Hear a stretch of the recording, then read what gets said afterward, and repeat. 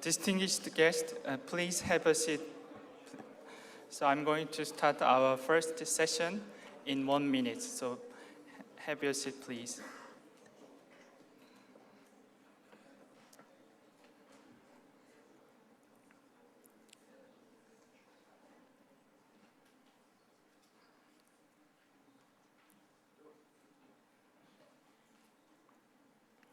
Okay, good morning, everyone. First of all, I'd like to appreciate the Tunisian Customs for your warm hospitality and wonderful arrangement of this event. And your performance remind me what the Customs family is, and I'm very proud of that I'm one of the Customs family.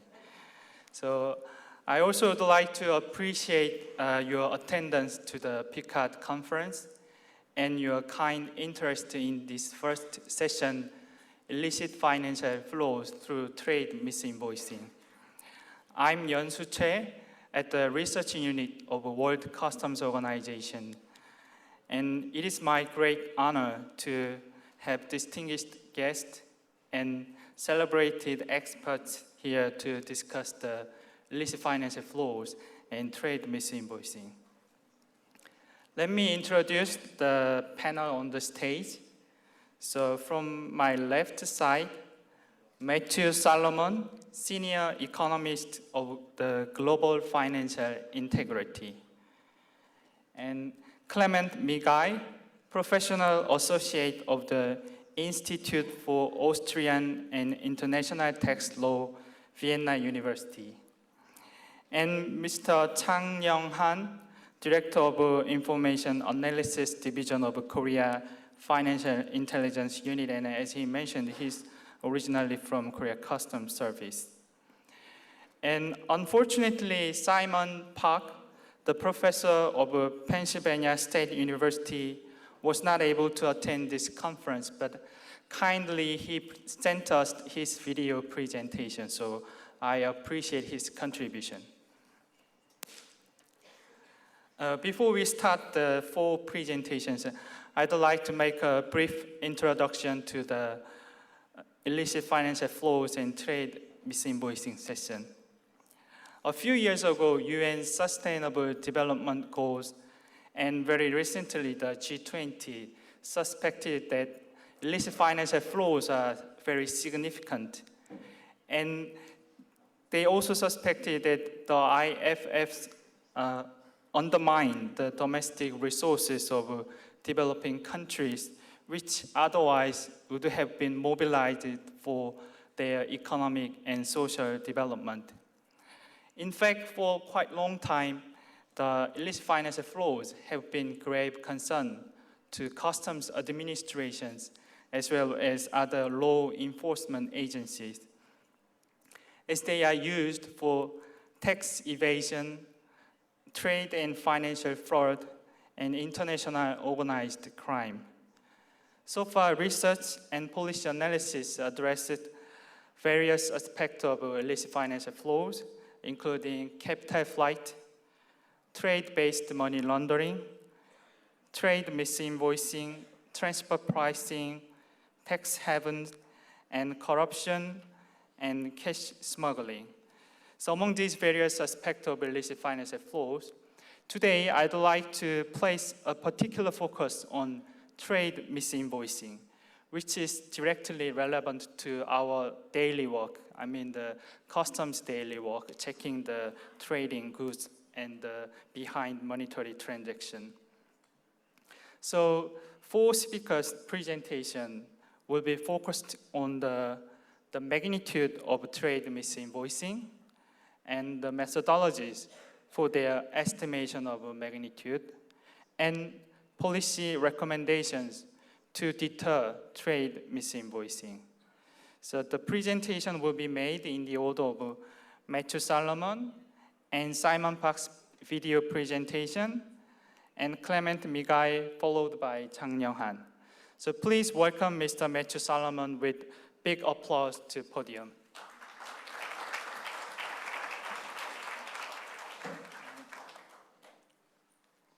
Thank you very much. It's a great honor for me to be here with distinguished co-panelists.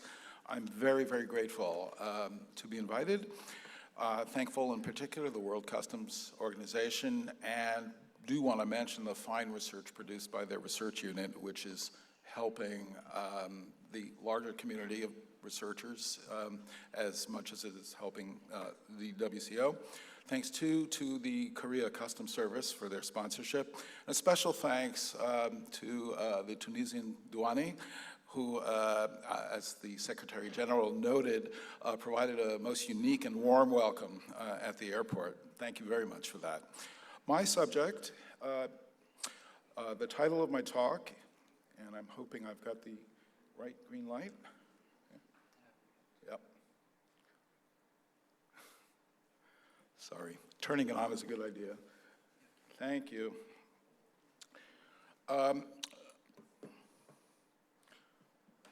The title of my talk is Reflections on Methods for Estimating Trade Misinvoicing. Are we approaching consensus? I come from the measurement community, and my title suggests that there is room for consensus, but also the idea is there consensus suggests perhaps there's differences. And I want to focus on all of these things in an overview of what I believe to be the important features of this research and its important potential uses for customs. So following the introduction, I will say something about scale, the scale of trade misinvoicing, the methods, and policy. I will focus mostly on methods. That is where my own research comes from, and I will focus on that, but would be happy to entertain questions on any of these.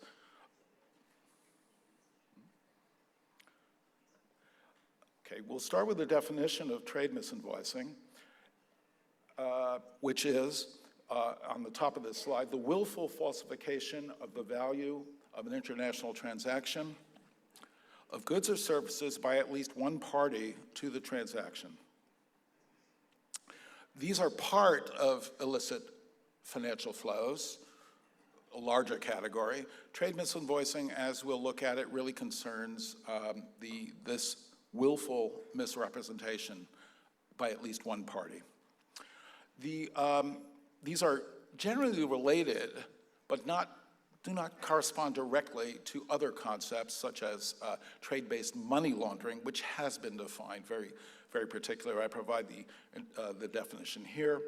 The very different conceptual definitions we have for trade misinvoice, for illicit flows in particular, really are helpful, but when we look at particular data sets, we have to develop an operational definition. So the practitioners are talking about something a bit different than the broad conceptual definitions, and I'll get into that a little bit more. Where does this strand of economic research come from? The methods, in large part, were developed over decades of research among macroeconomists into this issue of capital flight. Many, many studies tracking outflows from countries and which had tremendous potential for implications for macroeconomic policy.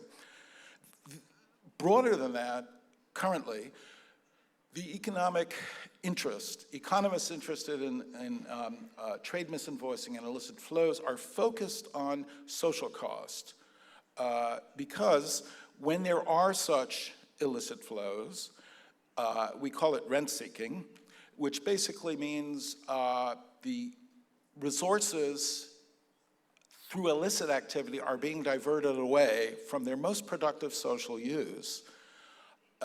It's an important thing because it simply means these resources are not available for more efficient use. It's particularly acute for countries in the developing world, for developing economies, because their productive capacities are already limited. And to the extent that we have illicit flows, and part of which is trade misinvoicing, between these countries and other countries, This is impeding development. So getting an overall picture of the scale is a question of interest. And again, let me go back. Just want to emphasize, these social costs are at the heart of the economists' view of how to go about and why the question of scale is very important.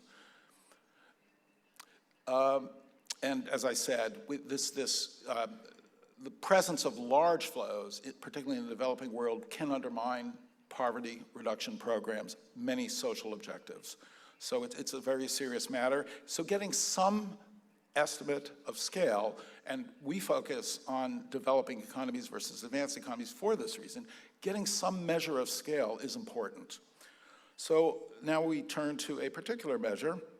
It's one that we produced earlier this year, which basically asks a very simple question. If you went across all the countries available in a very basic IMF data set called Direction of Trade Statistics, if you went through all of that and looked at gaps, it's mirror analysis writ large. If you looked at gaps between what developing countries report they're importing, what advanced countries reporting they're exporting, and the reverse, look at those gaps, make some adjustments for the costs of trade and transport margins. What does the scale of misinvoicing look like? And call that misinvoicing. What does it look like? It's a very simple calculation. It does not do a lot of adjustments that really can't be done with the data at that level. So we know it's not the cleanest estimate in the world, but broadly speaking, is it large? Our estimates, which I report in this table, are simply that. In the case of misinvoicing propensities, and this, I believe, is imports alone, the scale of misinvoicing relative to the total trade, and this is across all developing nations, is on the order of 13%. And it's basically the same number, whatever you assume for transport margins. The transport margin is the CIF to FOB rate. We require an assumption. It's not evident in the data. We have to make an assumption. And so the number is large. And what's not shown, it's also true that it's not any one particular year. It's moving around a large number. 13% of all trade, exports plus imports, of the developing world seems like a large number. It is a very large number, in fact, if we looked at dollars, which is not usually the way we're going to look at it. Anyway, there's a comment on scale. The methods underneath this are simple. It's a very elaborate, but basically back-of-the-envelope calculation using IMF data. So when we ask, is it significant, we say, well, 13% looks big. We also note it's a conservative estimate. Our belief is it's a conservative estimate because we're excluding trade and services, for one thing. We have all kinds of issues with the data itself that suggest that the data themselves may be biased toward understating any misinvoicing of this type, many technical issues. And the method used, and this is where I'm going to start talking about methods, macro trade data, basically do not pick up, cannot pick up a lot of kinds of misinvoicing. Simply, they wouldn't show up in the data. For example, in mirror analysis, we're using a country's report and its partner country report, but if there's collusion between the countries, or it's simply you won't even see a gap. That's one possibility. Certainly that would be the case with multinational enterprises. Transfer pricing is a special case of collusion where there's basically the same party in effect on both sides of the trade. So there are limits, and that's why we think it's a conservative estimate. That could be argued. And I'm going to talk for the remainder about methods, but I will first pause and just direct your attention to a slide about general policies. In general, we believe the information that can come from such methods can help improve the situation, reduce these social costs. What would be advised in general are policies to increase the amount of information available in the open, make trade more transparent to an extent, and also protect the privacy of individual traders to whatever extent possible, and also to make better use of existing information. So transparency and openness is connected to accountability. And I think for the studies that we're looking at from the academic research coming to customs, we in the academy, as it were, would love to be able to use more data. Some of the data that are being used in individual countries are very rich, and a lot of research is coming out at academic conferences. This is all good. So basically, that's the basic. There's a lot of specific policy recommendations, but there are colleagues of mine at GFI who are much better prepared to speak about that.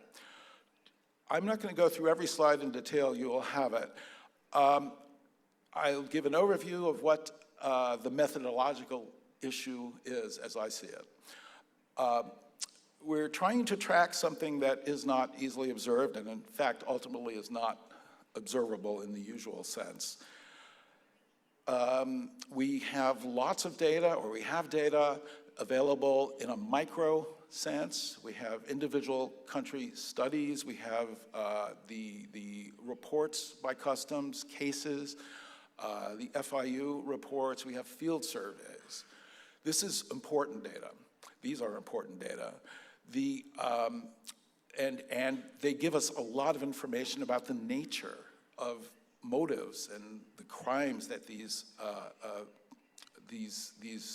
cases may be related to. They don't give us, however, a picture of the overall scale. We never know whether perhaps within a given country from one year to the next, whether an increase in seizures is due to more crime being committed or more enforcement or what. It's simply, it's very hard to generalize. It's even harder to make generalizations about IFFs and TM, trade misinvoicing in particular, when looking across country studies at the micro level. For this reason, macro methods are developed, and this is where, one of the features of the estimate I just showed is a macro method. I won't go into too much detail about it, but I provided in these slides.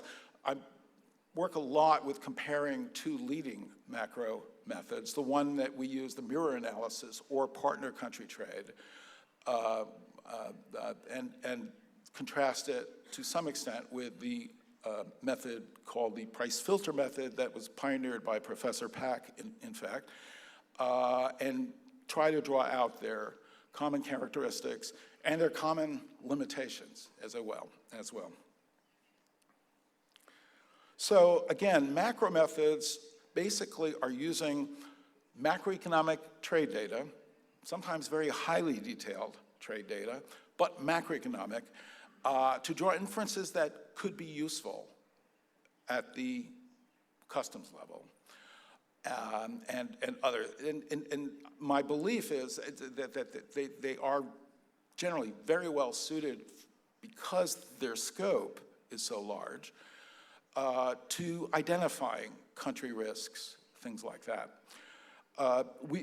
All of them, the main limitation of these macro methods, of course, is unlike the FIU reports or the customs reports, the customs interventions, et cetera, we don't really know why, or what we can't associate motives or intent or even the nature of criminal activity associated with a particular estimate.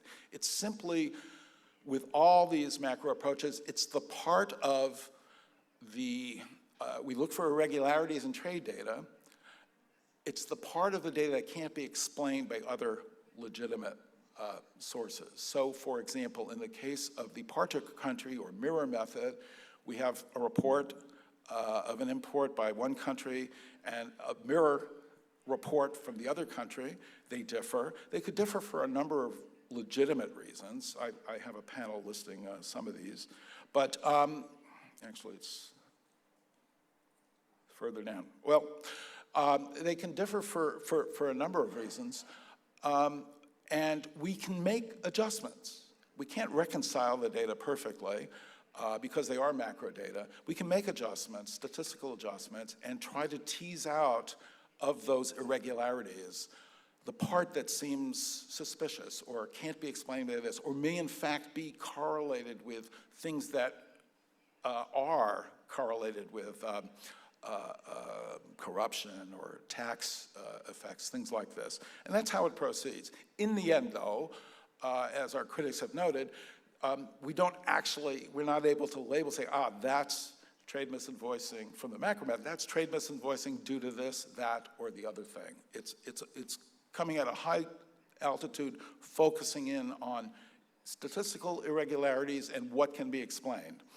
So that's the common method, the common thing. I'm about to finish.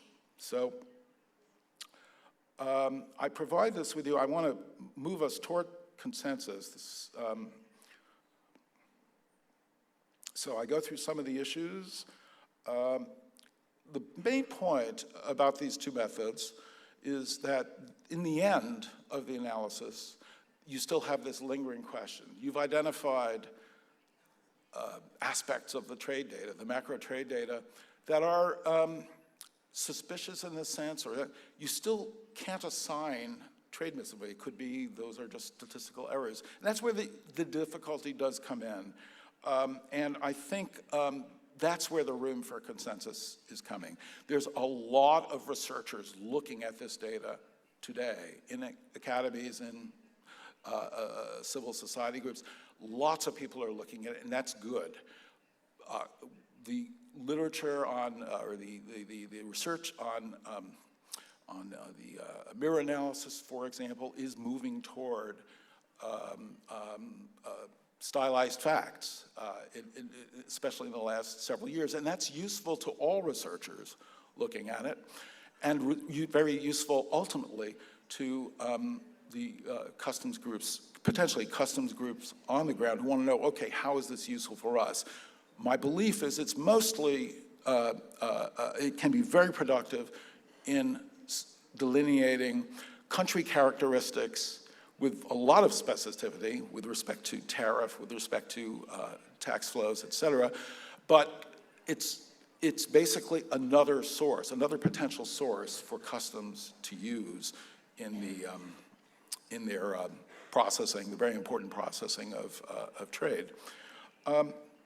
So I've prepared more elaborate slides, but I think I've summarized it, and I also think I'm out of time, right? I am, yes. Thank you very much.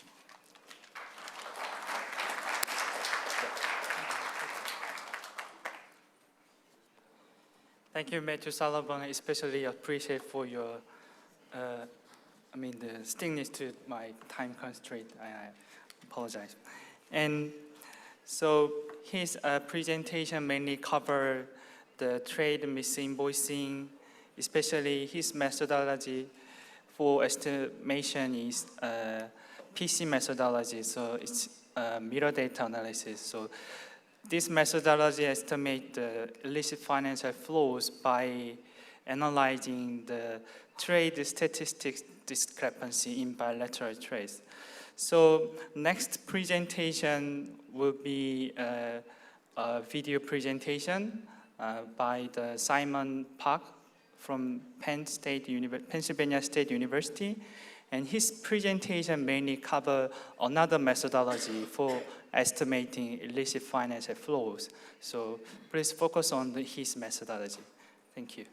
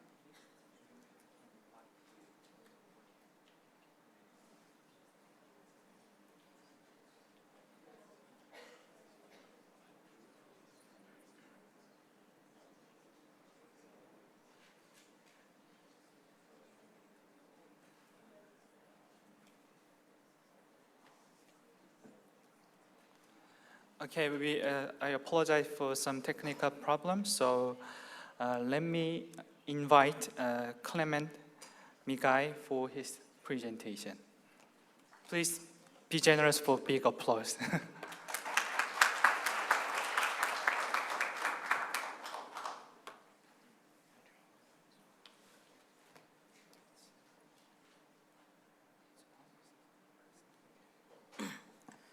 Good morning. Good morning. Yeah, apologies for that. Technology is good, but at times it fails you when you most need it. Thank you very much, Salomon, for the highlights of the scope, the methodology, and some of the policy recommendations for measuring trade misinvoicing. I will just go ahead to complement what he has said. The title of his presentation was focused on how we are approaching consensus, and my question was why we need a common approach for detecting, measuring, and preventing trade misinvoicing. So there seems to be some similarities we thought and overlaps we thought we are going to discuss. I will begin with a question, with a quote from GFI. This is Raymond Baker, who says that anything that can be mispriced, can be mispriced. And he goes ahead to say that false pricing is done every day in every country on a large percentage of import and export transactions. And this is the most commonly used technique for generating and transferring dirty money. You may agree or disagree with that statement that there are some elements of truth to it. And that is why we are focusing on trade misinvoicing today. So what is the scale of trade misinvoicing? I will not go into the definitional issues since Salomon has attempted to clarify some of those issues. I just want to address the scope. And he alluded to the fact that there are many people in the civil society who are now picking up this issue and trying to measure or quantify the scope of trade misinvoicing as an element of illicit financial flow. This is just a sample. This is not the whole of reports that I've come across. You have the Mbeki high-level panel on illicit financial flows from Africa, partly addressing some of that. The GFI has done extensive work in this area, and we have to give credit to them for highlighting the issue of illicit financial flows, especially from developing countries. You have GEG Africa focusing mostly on Southern Africa and certain parts of Africa. And we also have the latest report that was issued by the United Nations Conference on Trade and Development, which I will talk to much later in my presentation. So you have all these different players trying to somehow quantify the illicit financial flow, especially trade misinvoicing from developing countries, and yet there's no consensus on the figures. They may use same methodology, but with different variations. And part of the reason is because of the data they use and the methodology they use, the assumptions they make, and I will come to that, and that is why I'm talking about why do we need consensus. Sorry for that.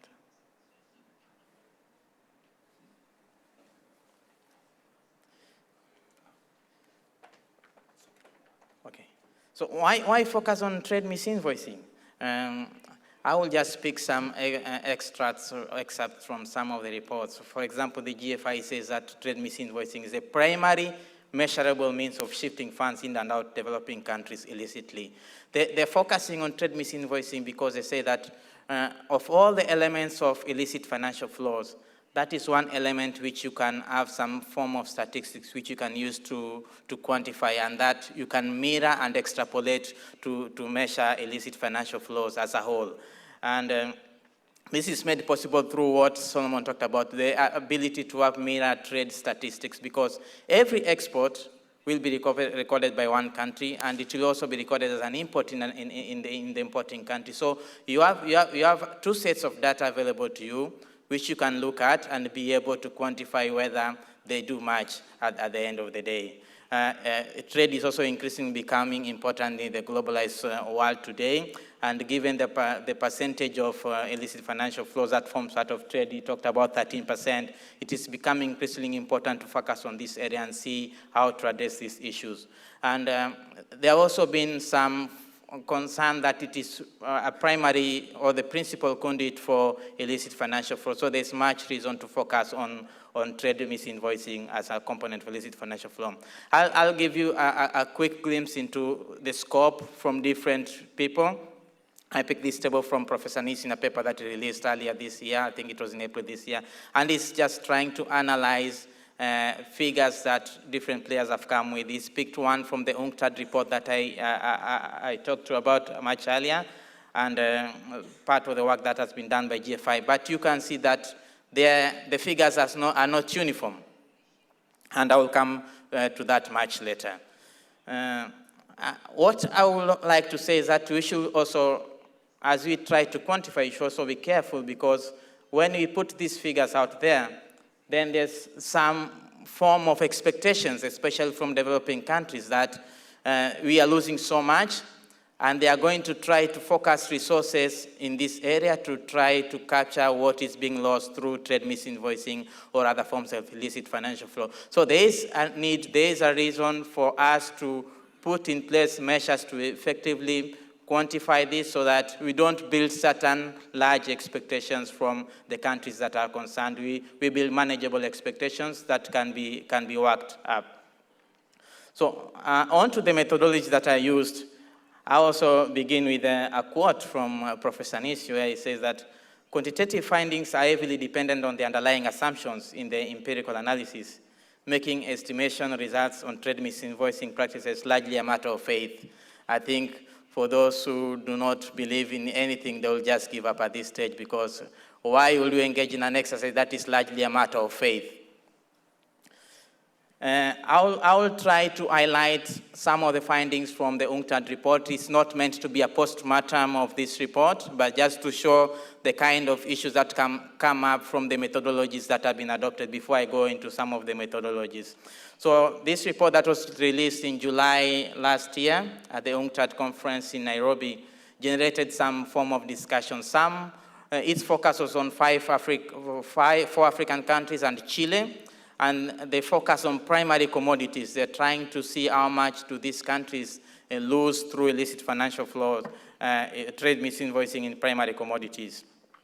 And they found that some of the countries could lose as much as 67% of their export, which is worth billions of dollars. And for example, in South Africa, which is one of the very contentious issues in this report, they found that 67% of total gold exports were mispriced. And as a result, this opened a floodgate of reactions. You could see some of the headlines that came into the newspapers. For example, the Global Trade Review says that tempers flare over UN misinvoicing study, where they went into deeply critique the report and the methodology and the data that was used.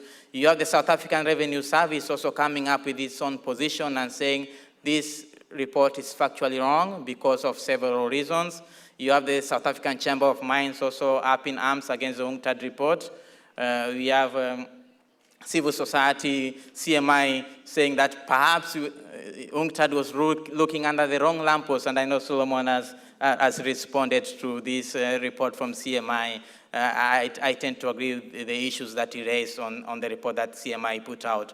And finally, you also have Unomics, which was engaged by the South African Chamber of Mines to deeply critique this report. Some of the issues that they came up with are issues that are usually taken into account when trying to marry the mismatches between the import and the export data. For example, you find that in some instances, the destination country is not reported properly because goods are transshipped.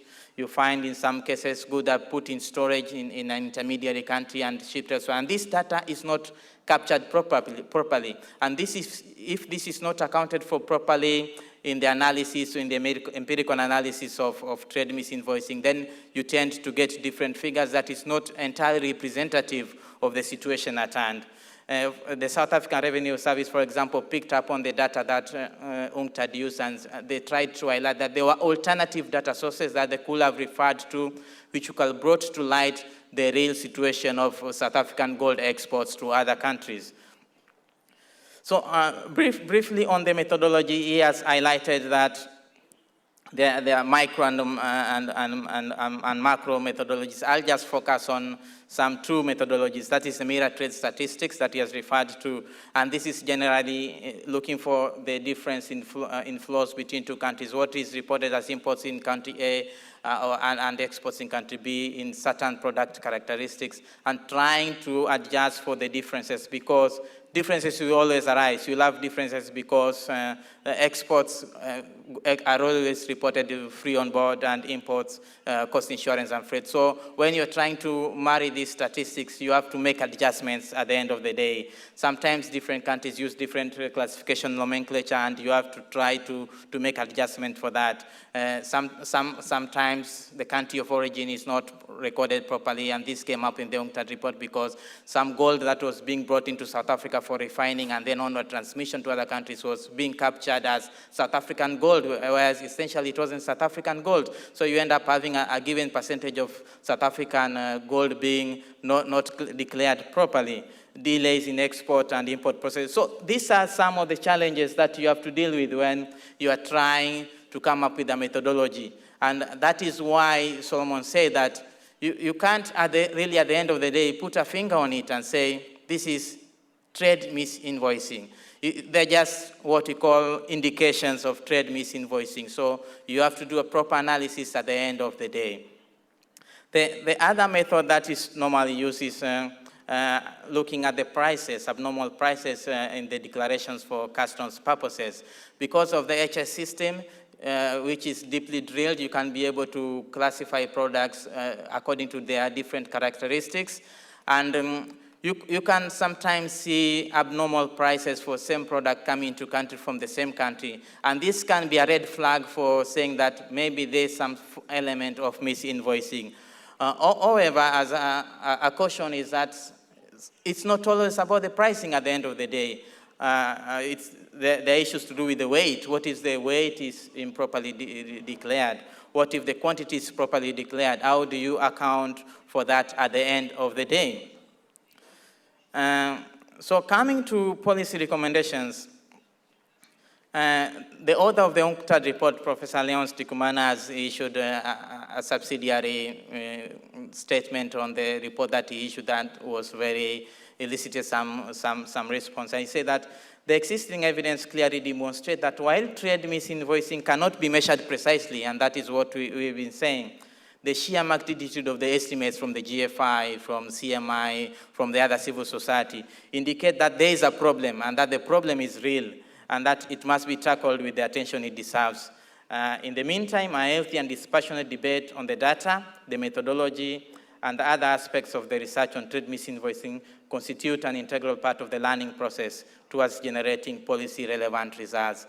So we think that some of the responses that we could have is that we need to have coordinated policy response. And I am happy that the G20 is now working together with the World Customs Organization to come up with a common policy on how to deal with trade misinvoicing from a customs perspective.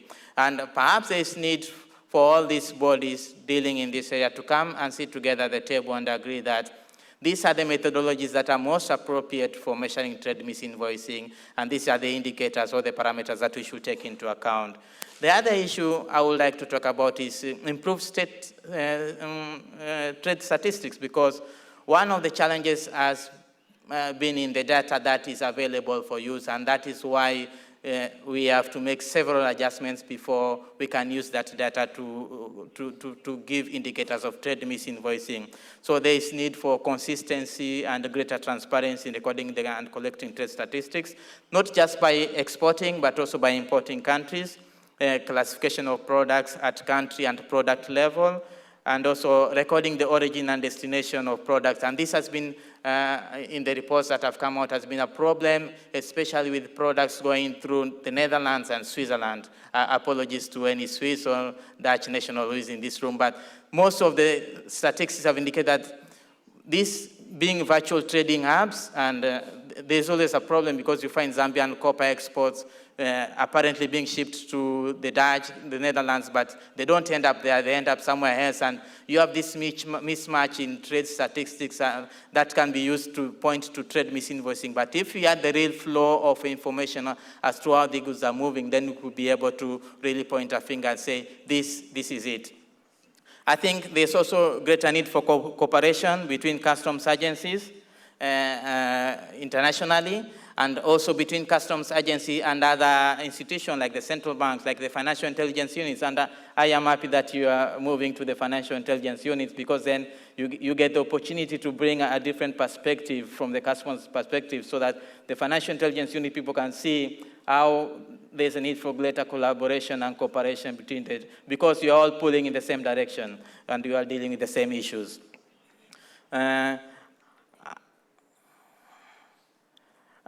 Perhaps I think there's a place for technology too in harnessing trade statistics, so that we have adequate and reliable trade statistics for analysis, empirical analysis. And I am happy that this afternoon we'll have some sessions on technology, and I'm looking forward to that discussions. Also capacity building, because we need to empower our customs officers to be able to identify some certain red flags and to be able to know that this could be an indicator in this declaration of trade misinvoicing. And how do we do that? By training them, by keeping them engaged on the issue of trade misinvoicing and building up their capacity. And finally, I cannot hesitate to say that coming from a research institution, we need more research on the type of data that we need, on the responses that we need, so that we keep this debate alive going forward on how to effectively deal with trade misinvoicing. I hope I've not eaten too much of your time. Thank you very much. I look forward to the open discussion session. I'll be glad to take your questions. Thank you.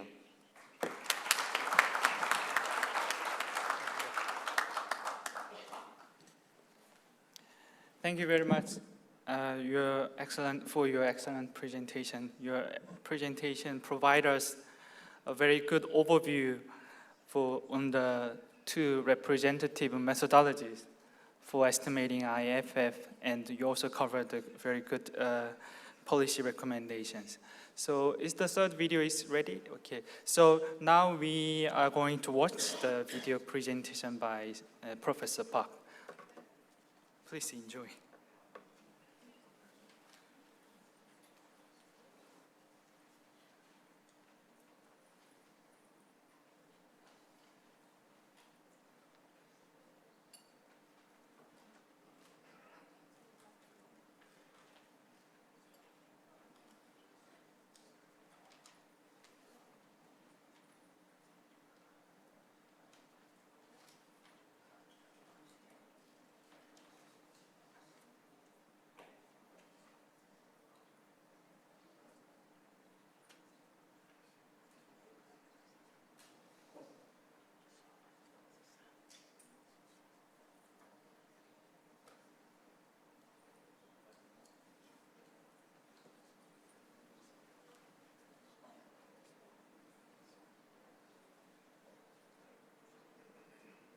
It is my honor to speak at this conference with so many distinguished participants.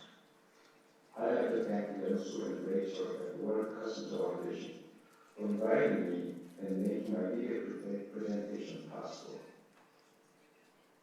I will begin with a brief introduction to trade misinvoicing and two methods of estimating trade misinvoicing. Then I will illustrate detection of dispersed transactions using the price filter method. One of the drivers of trade misinvoicing may be tax avoidance, and I will present a statistical analysis showing a close relation between the over-invoicing in the U.S. import from Ireland and providing tax rates between the two countries. I will conclude this presentation with suggestions for curtailing trade misinvoicing. But trade misinvoicing occurs when the value transaction declared at customs in a country is different from the context value of the transaction. For example, if an export declared a foreign export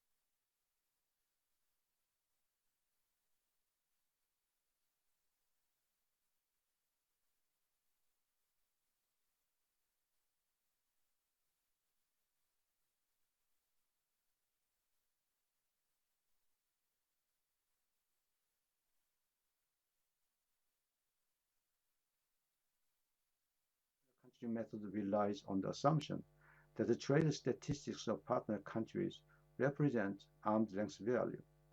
The price filter method relies on price filters based on observable market prices or price filters constructed statistically using transaction level data. The partner country method cannot detect misinvoiced transactions using bilateral trade statistics, such as IMF's Direction of Trade Statistics or UN Comtrade, because of the lack of data at transaction level. But the price filter method can identify suspicious transactions efficiently because it uses the transaction level data of a country, and it enables computerized real-time monitoring or historical auditing of suspicious transactions. During the remainder of this presentation, I will briefly discuss and contrast the two methods.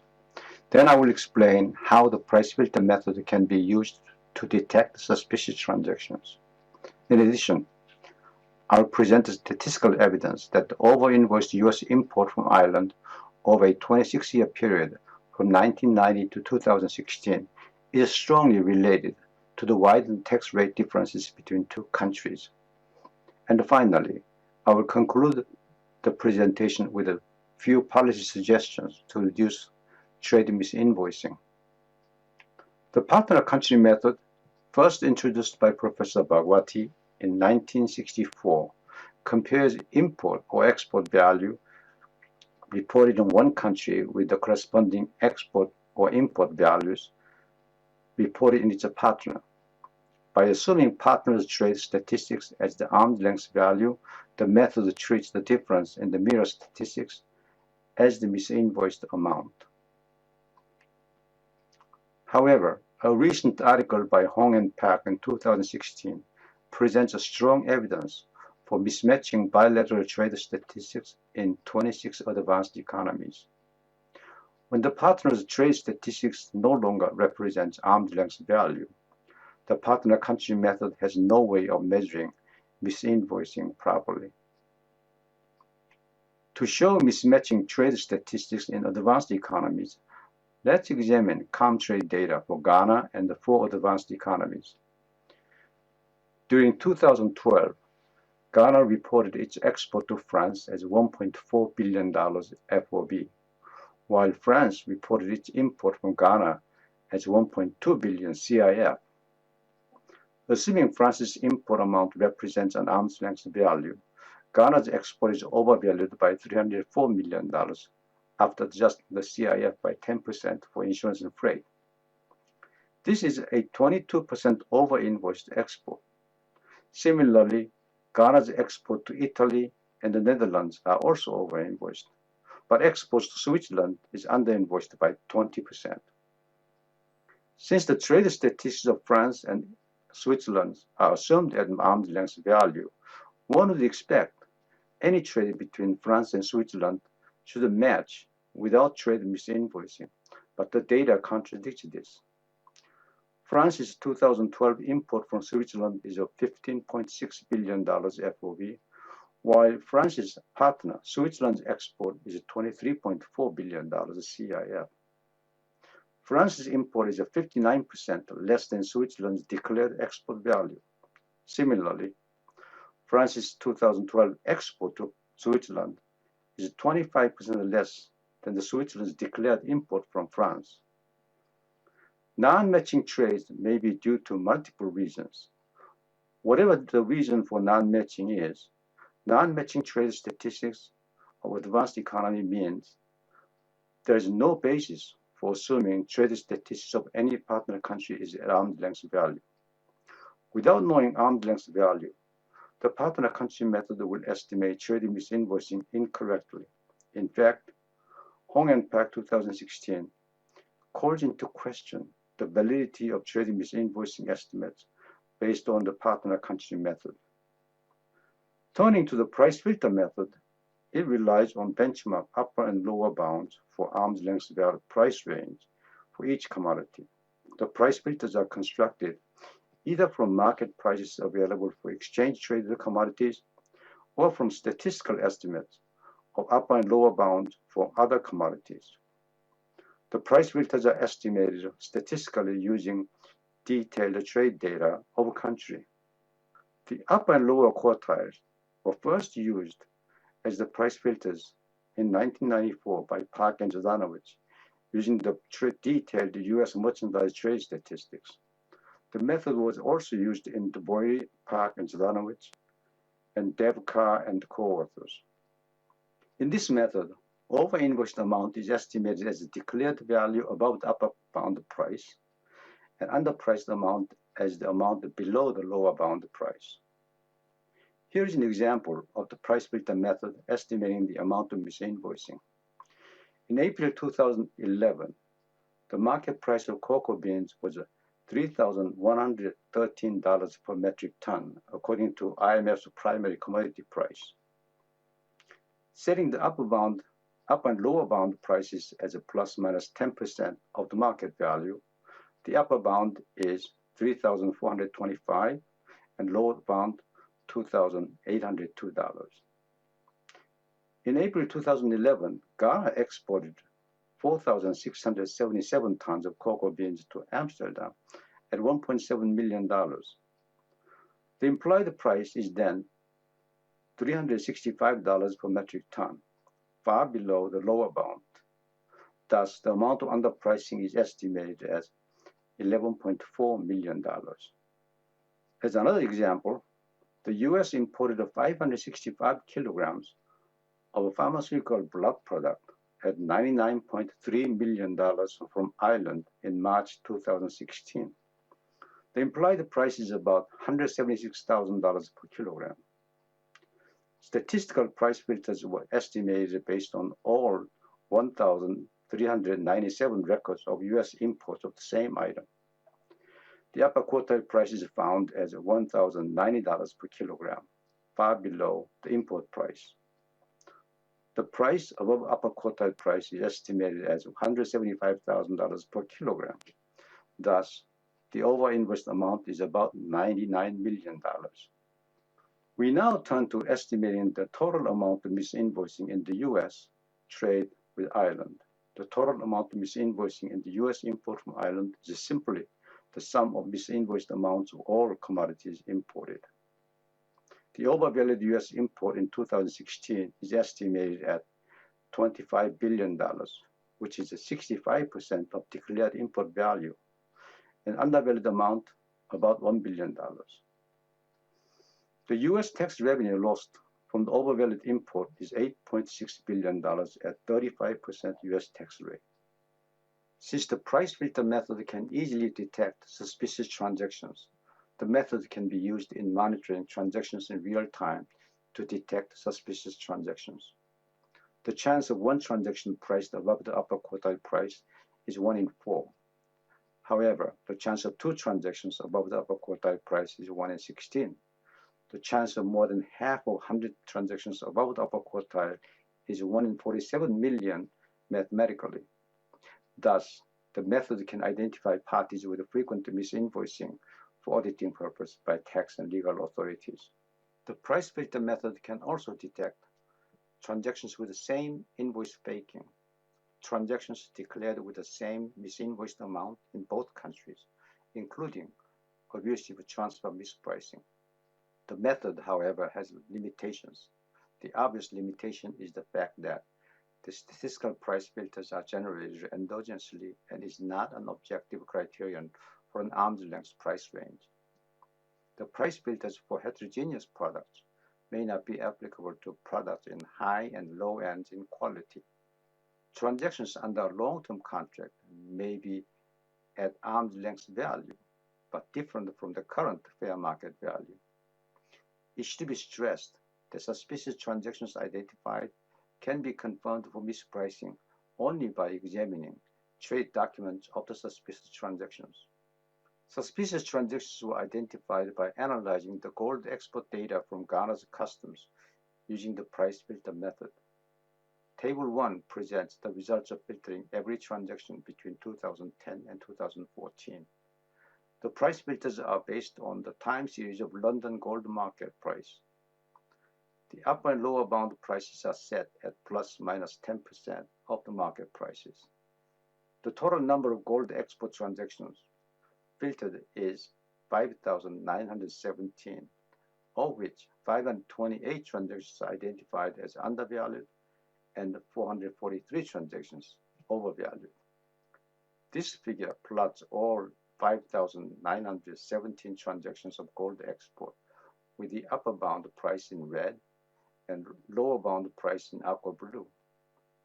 Each blue circle represents the price of one of the 5,917 transactions, and circles above the upper bound or below the lower bound are identified as overvalued or undervalued, respectively. The figure indicates the majority of transactions are within the upper and lower bound. Drivers of trade mispricing are many, but income tax avoidance may be perhaps one of the most significant motivations in abusive transfer pricing. An analysis of U.S. import from Ireland between 1990 and 2016 supports tax-motivated income shifting from the U.S. to Ireland through over-invoicing of the U.S. import. We now turn to the issue of income shift and tax avoidance based on U.S. import data. This graph plots the annual amount of U.S. import from Ireland between 1990 and 2016 in blue, the overvalued amount in red, and the undervalued amount in green. The annual overvalued amount grew from less than $2 billion in 1994 to about $25 billion in 2016. The red line in this graph shows the overvalued amount in percentage of the import value. The overvalued ratio started to increase from about 25% in 1994 to well over 60% after 2004. This graph shows the corporate income tax rates in the US in red and Ireland in green.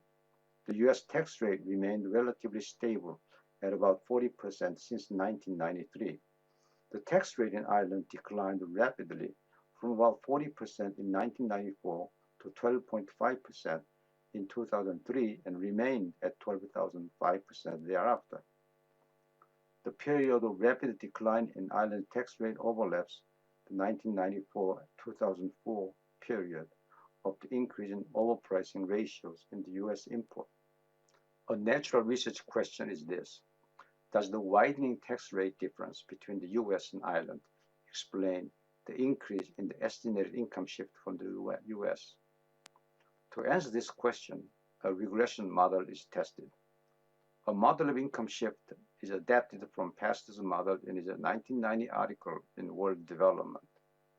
The amount of income shift from the U.S. to Ireland is assumed as a function of tax rate difference, controlling for change in U.S.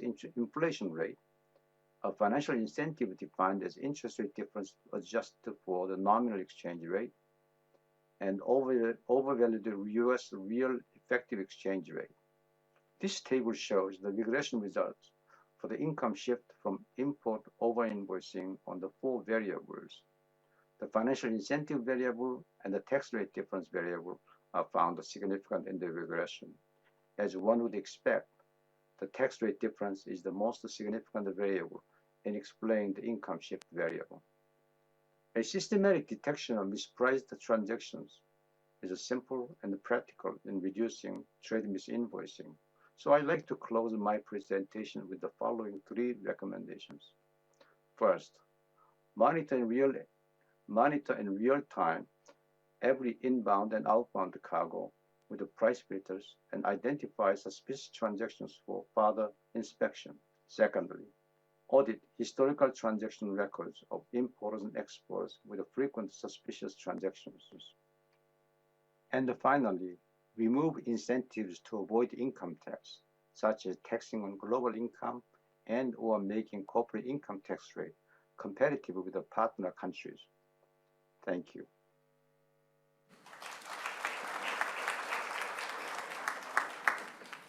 Thank you very much for your attention, and I appreciate for the Mr. Professor Park's contribution. I hope that he can watch this conference through the YouTube online streaming. So as a last speaker, I'd like to invite Director Han to the podium. Big applause, please.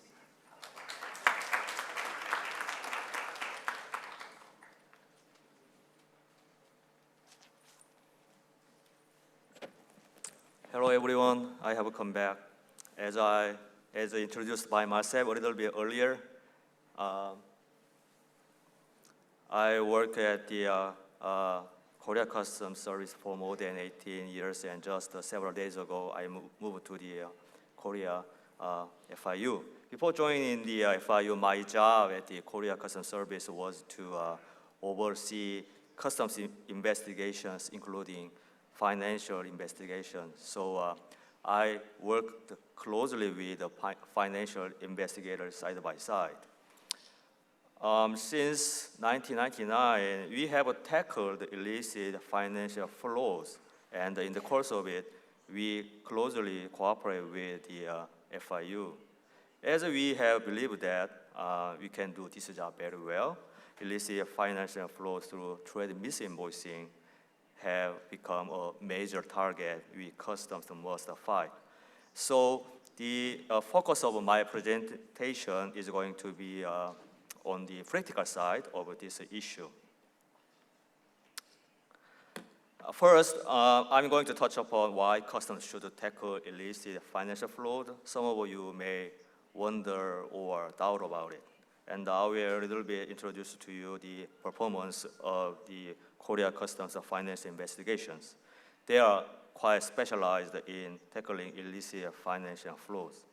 I will also explain how customs investigators in Korea fight illicit financial flows. And I hope to discuss a small case investigated by my colleagues in Korea.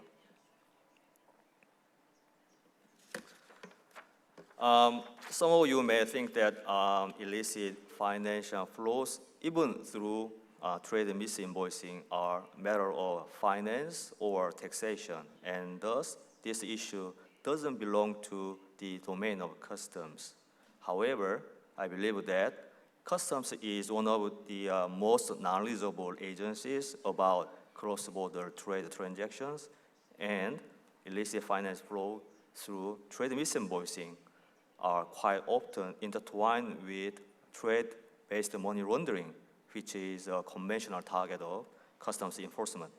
So I think that the customs are situated in a good place to tackle illicit financial flow through trade misinvoicing.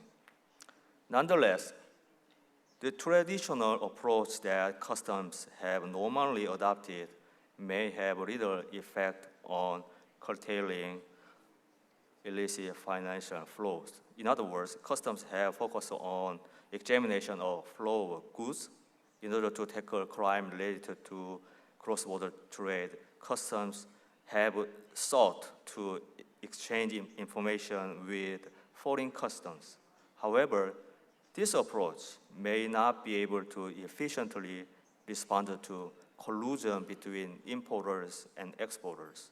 And this approach may not be effective in looking into the other side of flow of goods, which is flow of money, illicit financial flows.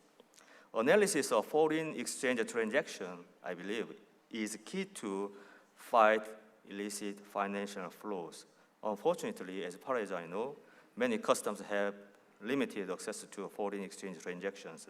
So what I would like to talk about this time is how Korea Customs obtain foreign exchange transaction data and how its officers conduct financial investigation against illicit financial flows. At Korea Customs, there are special units to fight illicit financial flows. They are called Financial Investigation Divisions. These special units were created in 1999. Now, approximately 90 investigators work at the unit.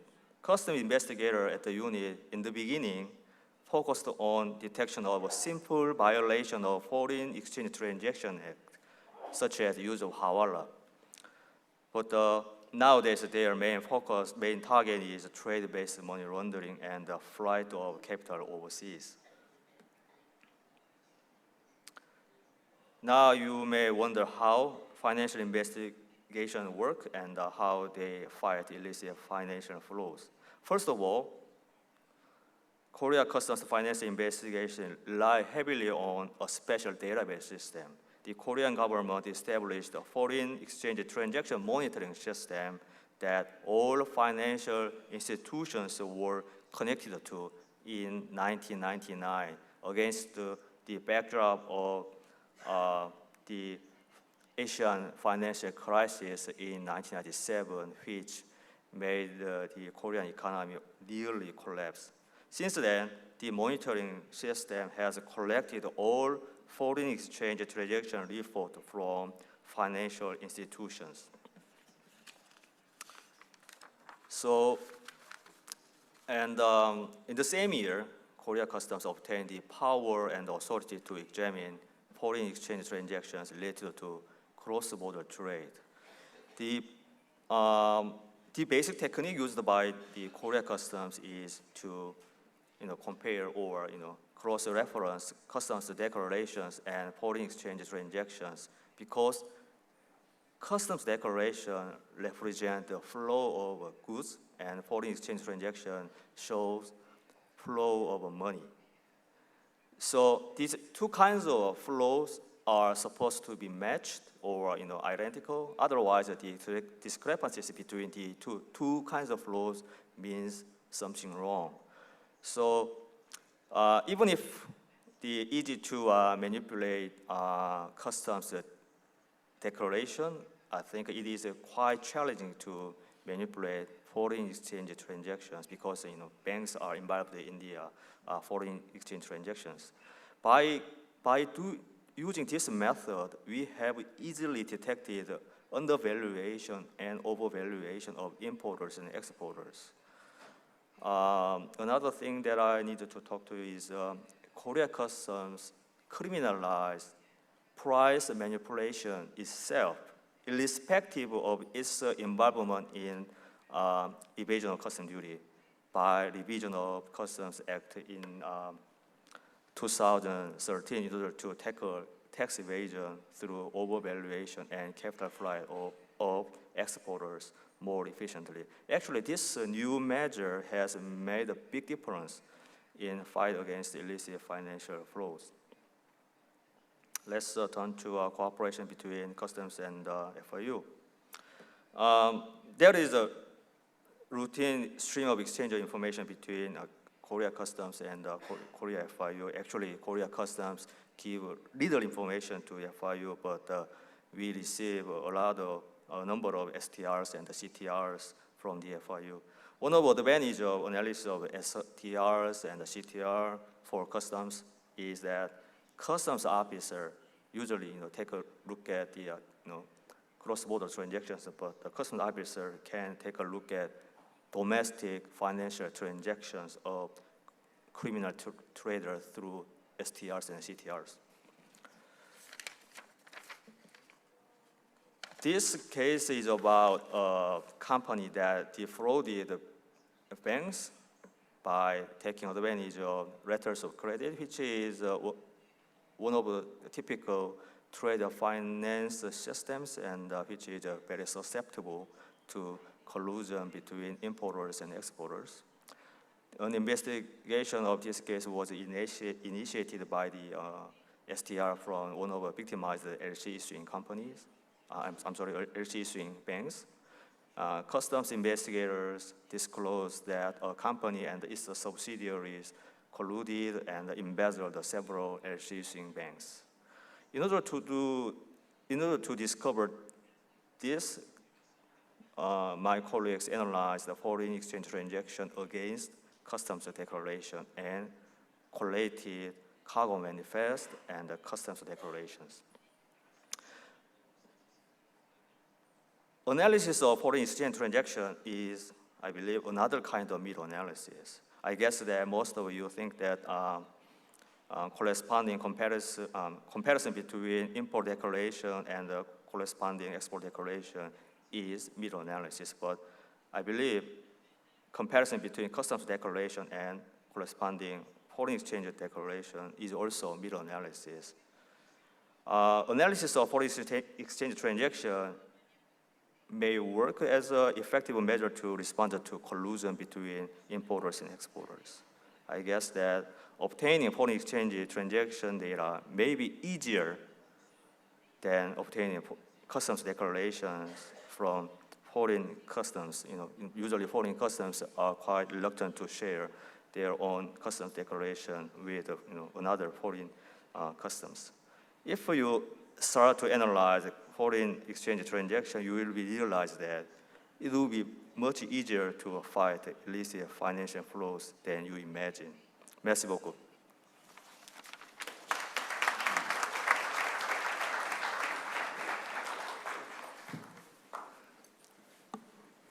Thank you very much, Director Han, for your presentation. So, so far, we listened to the 4 presentations. So 3 presentations mainly addressed the magnitude of trade misinvoicing and their methodologies for estimation. And Director Han shared the Korean customs experience combating the illicit financial flows in close cooperation with the FIU. So now we have around 20 minutes left. So taking advantage of this time, I'd like to open some discussion about some subtopic of trade misinvoicing other than magnitude and methodology. So to facilitate this discussion, I prepared some questions, and based on your research and field operation experience, you are invited to share your views on my question. So my first question is, if the trade misinvoicing is so significant, what are the main illicit motives or drivers of the illicit financial flows and trade misinvoicing? So let me repeat, my question is that if the trade misinvoicing is so significant and prevalent in our trade community, what are the main drivers or illicit motives for the trade misinvoicing? So anyone, you can start. Hello.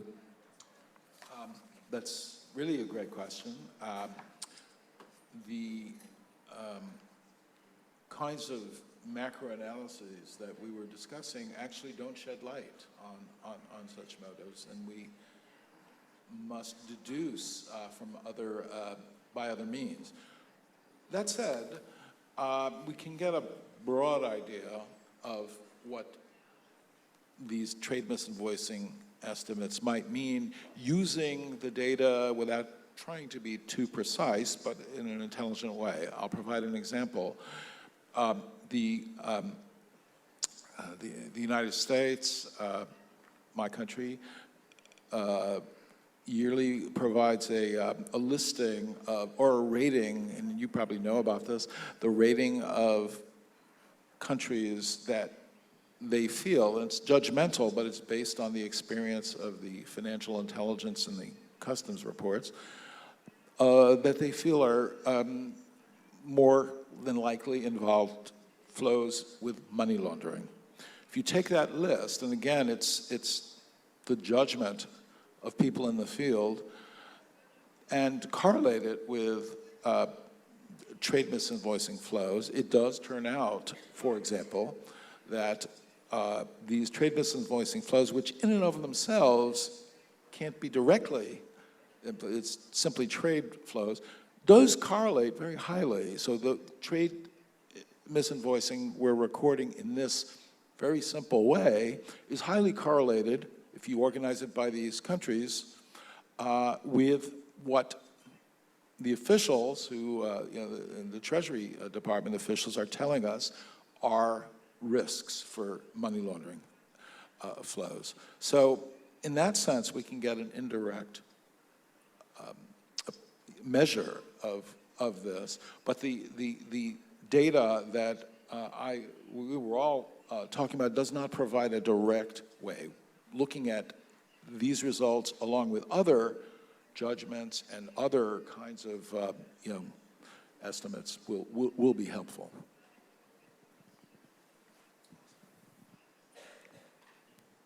If I may add into that, in Vienna, we've not really focused on the main drivers of trade misinvoicing or illicit financial flow. The project that we are working on has largely focused on the need for financial intelligence units, central banks, other law enforcement agencies to work together with customs and tax people to share information to be able to deal with illicit financial flow by having a whole of government approach. And that notwithstanding, some of the issues that we've seen in research by other people, for example, the one that was issued by UNCTAD last year, indicates that there are different drivers. One of the drivers will be financial, maybe to take advantage of foreign export promotions in different countries. For example, there's a study that was done in 2015 by IFFs in Tanzania, where they say that where there were higher taxes, then the likelihood of trade misinvoicing was also higher. They find a positive correlation between trade misinvoicing and higher taxes. Where you have quotas and tariffs, then importers and exporters may be inclined to use that as a means of overcoming the challenges associated with the quotas and tariffs that they want to take advantage of. And another thing is also alluded in literature is circumventing bureaucratic administrative controls, because where we find that importers or exporters are going to face bureaucratic administrations in having their goods cleared or imported, then they may find alternative ways, smuggling, for example, to ensure that they get their goods in time. So that could be a contributor, and there's literature to that effect. And another example is circumventing currency controls. I think there's available evidence in literature, not something we've done, but something other people have done to show that there's evidence and there's correlation between those two aspects. Yeah, according to experience of investigation of illicit financial flow in my country, I think the primary reason for engaging in illicit financial flow through misinvoicing might be evasion of corporate income tax, but another factor that we have to take a look at is to create a slushy fund, especially in developing country, businessmen want to develop slushy fund to negotiate or cooperate with the politicians. So in my country, creating a slushy fund is another factor for illicit financial flows. Thank you very much for your answers. And actually, I shared this question in advance with Professor Park. So I'd like to share his answer. For the same question, he answered me that, as you can see in his video presentation, he emphasized the tax rate gap between trading partners. So he answered that the empirical test of the United States import from Ireland suggests that the tax rate difference between two countries is most significant in explaining the import over-invoicing in his research. And he's also currently working on testing empirically the impact of several drivers on trade misinvoicing in an African country using its customs data on each transaction level. And the drivers to be tested include time series data on corruption, political stability, and tax rate, among others. So my second question goes to only the research people. So as you may know, this year's WCO's topic is data analysis. And as you already presented, a lot of your research is based on the trade data produced by the Customs Administration. So my question is that what data do you need for your advanced research on this trade misinvoicing or illicit financial flows?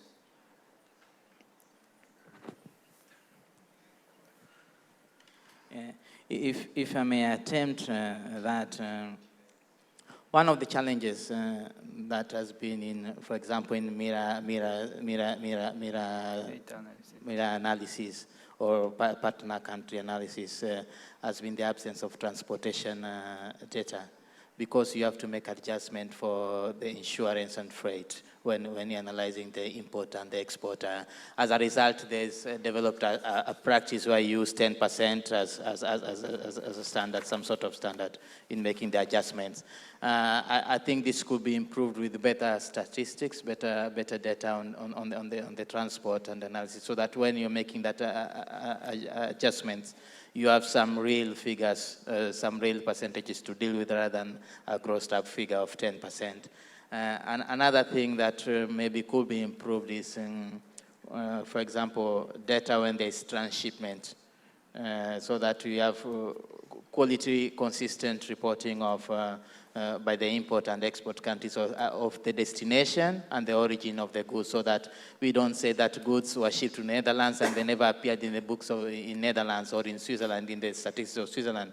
We can be able to effectively track these goods where they were shipped through, and if there was value added somewhere, then we know who is the country of importing and who is the exporting country. I think those are two key issues for me that could be better improve the analysis, empirical analysis in this area. Thank you, Clement. I'll speak to both of these. I basically agree. On the question of transport margins, in fact, there has been a lot of research. The CEPI Institute, which is a research institute for development in France, has done a lot of work on this, and they've produced basically a lot of geographic data that can be used, and not just distances, but country characteristics, et cetera, in an effort to explain why do countries trade, and whether or not distance, a large distance, which certainly contributes to transport costs, leads one country to trade more closely with a country nearby, or a country with a common language, for example. So the data are there. There are very few countries for which we have direct observations on transport margins. But we've really made a long, it is possible to do this now. I want to add a footnote. The assumption of a constant transport margin in the case of that study is simply related to the simplicity of the question we're asking. How big is it? And for more detailed analysis, you're absolutely right. Fortunately, there's been some progress on that. On the second point, I would really underscore the point about transshipments. The world has moved a long way from point-to-point shipping to the hub and spoke systems. And the data designs originally, the bilateral trade statistics, were designed around the older system. We do record some transshipment and re-export, re-import information, but getting that done, improving that would be a major point. This is a thing that actually affects both the mirror analysis and the price filter analysis. It's the same kind of issues. It's more acute, obviously, with mirror analysis. So that would be important. More data is always the answer. Better data. More data also helps us with accountability and organizing information both over large data sets and bringing it to the very particular problems at a particular desk in a particular country. That can be done. We're not, it's something that we should be pursuing, so I certainly would agree with that. Okay, thank you. Thank you very much. So we have 5 minutes left, so I'd like to open the floor to the audience. So maybe one or two intervention or questions. Is there anyone who would like to make intervention, or is it?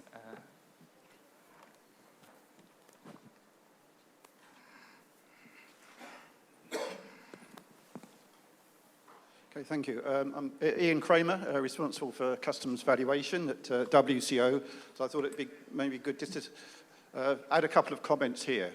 Now, trade misinvoicing, that's quite a new term in the customs world. We're not so familiar with this. But if I said undervaluation, then probably every customs officer in the world would say, yes, this is a big problem for us. We understand that. And of course, that continues to be a challenge. We've put a lot of effort into helping, particularly developing countries in this area. But we need to think more broadly than that. We've been working particularly in the area of transfer pricing and primarily compliance in this area. And there is compliant transfer pricing, legitimate transfer pricing, which overlaps quite strongly with customs valuation at the technical level, which I won't go into now.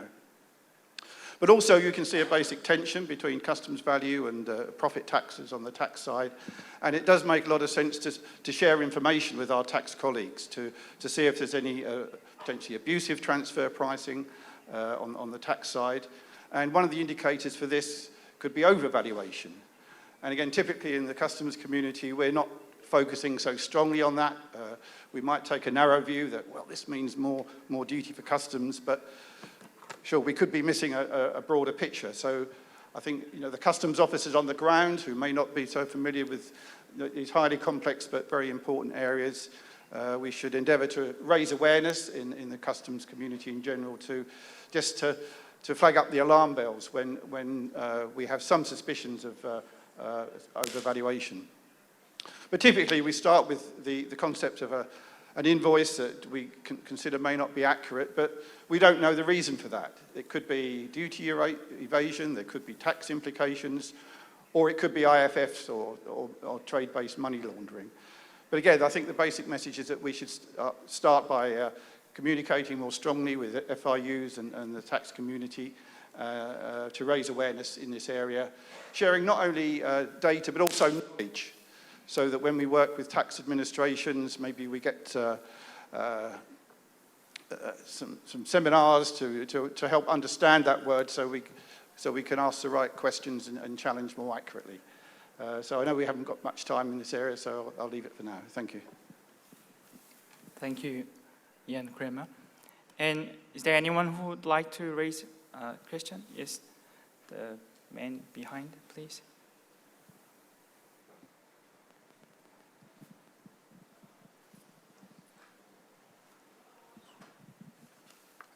Thank you to all the presenters for the wonderful presentations. My name is Larry Liza. I serve as the director of the WCO ROCB in Eastern Southern Africa. I just wanted to take this opportunity to share a statement from a report by the United Nations Economic Commission that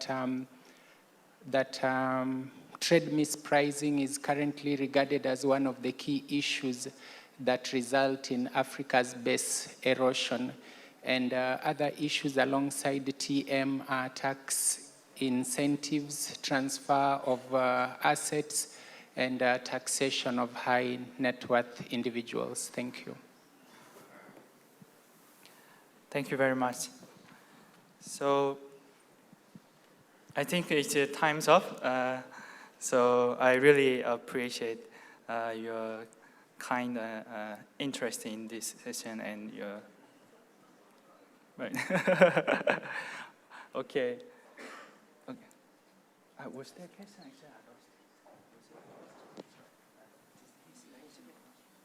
I think the last one was more of a general comment, if I got you, Mr. Larry Liza, very well.